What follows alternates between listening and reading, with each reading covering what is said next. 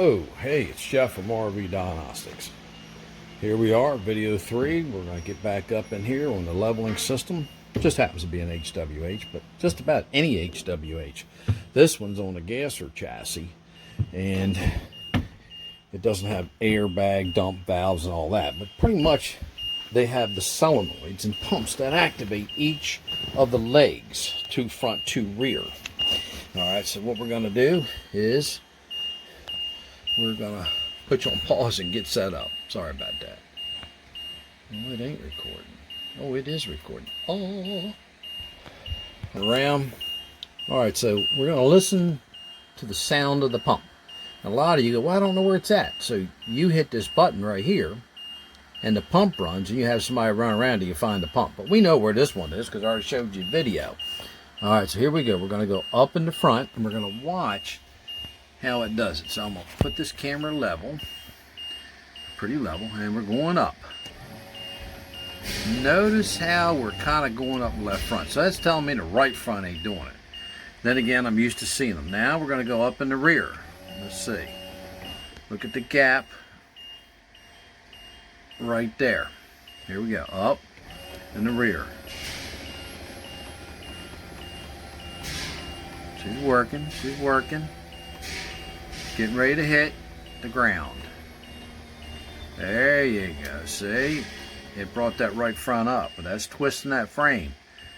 Alright, because the right front jack didn't go down. But the pump's working and all, so let's go out and see what happens. See if we, the status of the jacks are. Let's see. Let's check it out. Put you on pause. Alright, if you remember before, this jack wasn't coming down. Right rear, left front. But both of them are working in the back, so changing all the fuses worked at least for the back. Alright, let's go up front and see what happened. Well, look at that. Left front jack is working like it was in the beginning. Right front jack. So we got 3 out of the 4. Before we only had 2 out of 4. Let's go see what happened on the fuse panel. Alright, so we're back up here. Hopefully we'll see from the side right here. Oh, look at that.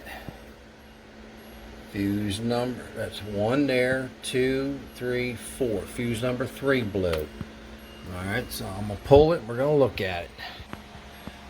Remember what I told you about reading fuses too. There's a video on that. I got a video on just about everything. Here, hold on. Oh, man. Alright, hold on.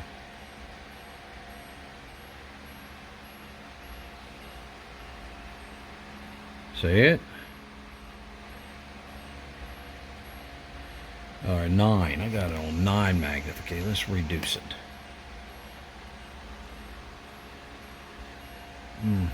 Here, I got a better idea.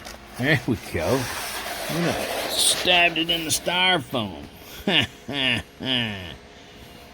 There you go. Now look, get a little bit of light behind it. See, it's blown open. See that little trace in there? Right? Look at that little trace just blowed open. Remember how they blow open? That's a big old gap in that little tiny wire in there. 15 amps, folks. That's a lot of wattage, a lot of force. Alright, so we're going to put another fuse in there, but we're going to go up top. And we're going to troubleshoot these solenoids. Remember, it's the front ones. Driver's front, left front's working. Passenger front is not working. Alright, so we're going to check ohmonic value. We're going to compare the ohms. And that's the quickest way to do it. I think they're around 1.6, 1.7 to 2 ohms. We'll see. Put you on pause. Right, so there we go, folks. Backlit 1.6 ohms. We went to the good solenoid. Remember, that's driver's front, passenger rear, driver's rear. So your outer solenoids are your rear, your inners are your fronts, using on all HWH systems I've worked on, okay, that have solenoid valve pump body. Alright, so now we got my backlight went out, 1.5 ohms. Alright, now we're going to test this one. Put you on pause, the bad one. There you go, folks. 0.7. It's almost an ohm difference. So we do have a shorted out coil winding inside. And we got to get a new one, put it in. We got to verify the hydraulic part of it. It takes electricity, makes mechanical movement, allows hydraulic fluid to flow. These are the check valves. There's 2 sets. It stops each set from feeding off each other. All right. So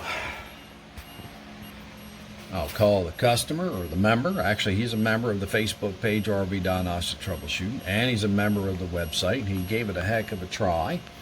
And sometimes it is overwhelming, but I bet you in another year he's got this stuff. So we'll call him and get us to order one of them solenoids, and we'll get it sent here. And then remember, he's the one with the check engine light on a GM workhorse that I already made a video and went over on you for. So we got to troubleshoot that the old way because the scanner didn't have no readings for knock sensor voltage bank 1 and bank 2. All right, so thank you very much. This is Jeff from RV Diagnostics. That's it.